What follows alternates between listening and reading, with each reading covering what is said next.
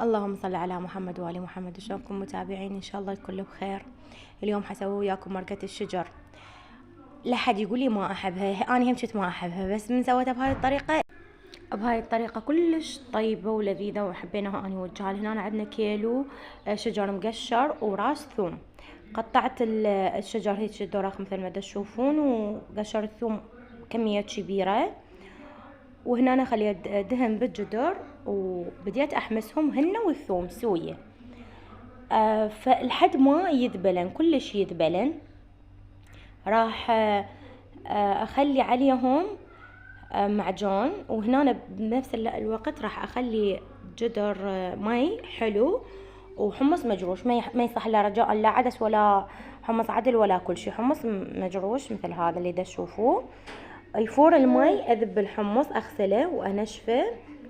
من يفور المي الحلو على النار اغسل الحمص وانشفه، او اخليه بالمي اللي يفور.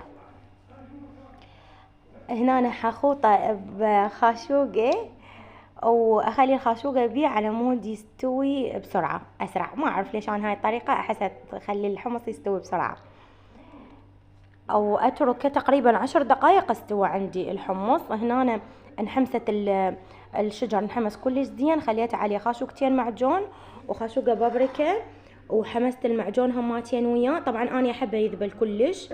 هنا أنا عندي استوى الحمص ماكو تقريبا 10 دقائق واستوى. حخليه على الخليط اللي سويته مال الشجر ومعجون وبابريكا وملح. العفو. فمن يفور فورتين شوف انت مقدار المي، اذا يحتاج تخلي له مي تضيفي له. انا هنا خليت بس مي الحمص، بس بعدين من فارت حسيتها تحتاج مي، فخليت لها تقريبا قلاص مي وخليتها تكمل تهدير. وانا احنا نحبها ثخينه، يعني ما احبها خفيفه بيها هيجي مي وشجر وهاي. فويا الحمص حتصير كلش ثخينه. وهنا قامت تغلي تقريبا استوت، حطفيها.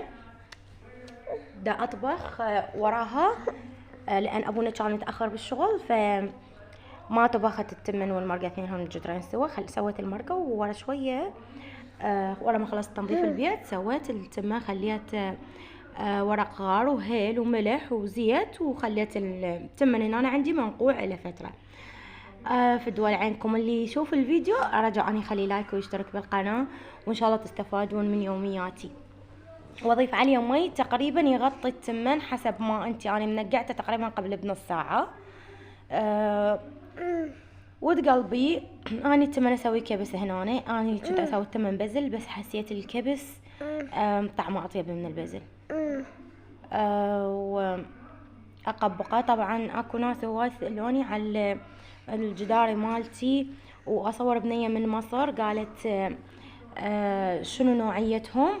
فهن فافون، او من برا مغلف بهذا المادة اللي هي لون ما اعرف، لون صبغ مادة ما اعرف، بس انه كل زينات الجدار. تقريبا صار لهم 3 سنين عندي ابد ما غير لونهن او شي. وهنا أنا غدانة مثل ما تشوفون قدامكم، وسهمكم العافية، واشوفكم على خير ان شاء الله تستفادون من فيديوهاتي. مع السلامة.